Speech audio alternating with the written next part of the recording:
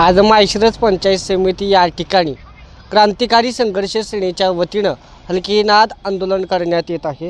हे हलगीनाद आंदोलन करण्यामागचं कारण काय सांगाल, काय विषय आहे नेमका? मी पंढरीनाथ ईश्वर साठे, क्रांतिकारी संघर्ष सेना माळशिरस तालुका उपाध्यक्ष। माझा मुलगा जिल्हा परिषद शाळेमध्ये शिकत आहे। शाळेत शिकत असताना 2 महिन्यापूर्वी भोसले मॅडमनी माझ्या मुलाची स्कॉलरशिपला भरण्यासाठी कागदपत्रे डॉक्युमेंट मागितली। मी ती कागदपत्रे दिली। कागदपत्रे दिल्यानंतर त्याच्या बाकीच्या परीक्षा सगळ्या झाल्या। मग शेवटची आता ही स्कॉलरशिपची परीक्षा काल 22 फेब्रुवारीला होती। मग बोरगाव येथे होती। मग 21 तारखेला मॅडमचा मला फोन झाला की तुमच्या सार्थकची उद्या स्कॉलरशिप परीक्षा आहे आणि 9:45च्या दरम्यान त्याला शाळेवर आणून सोडा। मग त्या हिशोबानं मी मॅडमचा फोन झाल्यानंतर मी त्याला काल शाळेत सोडायला गेलो होतो। शाळेत सोडून पुन्हा माघारी मी गेलो।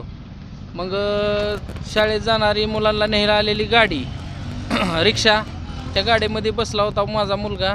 शिक्षकांनी तिथं त्याला उतरला।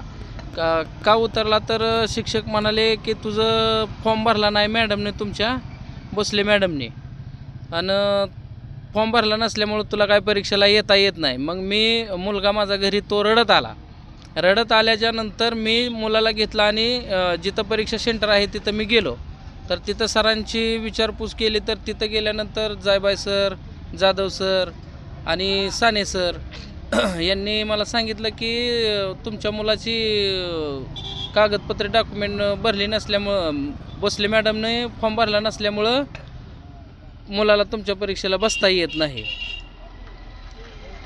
काय सांगाल, काल माळखांबी जिल्हा परिषद शाळेवरती जो एक वेगळा अनुचित प्रकार या ठिकाणी घडला?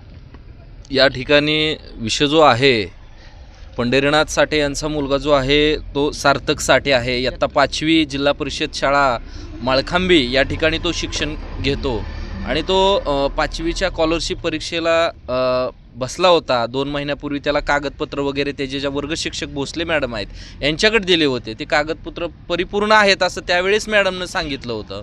आणि परवा दिवशी पंढरीनाथ साठे यांना त्यांचा फोन आला मॅडमचा, तुमच्या मुलाला उद्या शाळेमध्ये पाठवा, त्याची स्कॉलरशिपची परीक्षा आहे, माळखांबी जिल्हा परिषद शाळेपाशी पाठवा आणि तिथून पुढे बोरगावला श्रीनाथ शाळेकडे आम्ही परीक्षेसाठी नेणार आहे। मग त्या पद्धतीने ह्यांनी त्यांच्या मुलाला तिथं सोडला आणि ह्यांनी सोडल्यानंतर त्या मुलाला त्या गाडीत टमटममध्ये बसवण्यात आलं नाही, शाळेच्या बाहेर ठेवण्यात आलं।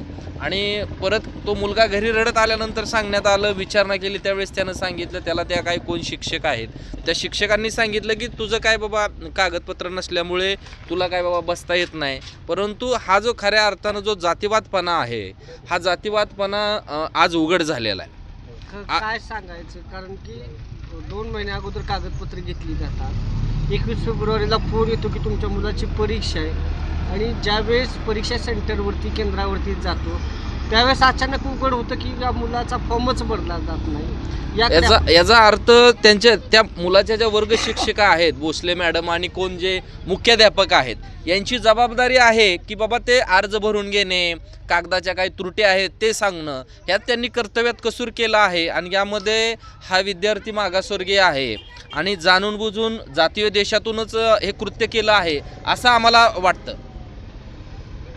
याबाबत आपण संबंधित गट शिक्षण अधिकारी असतील किंवा पंचायत समितीचे कार्यकारी अधिकारी असतील त्यांना भेटला का व्हिडिओ?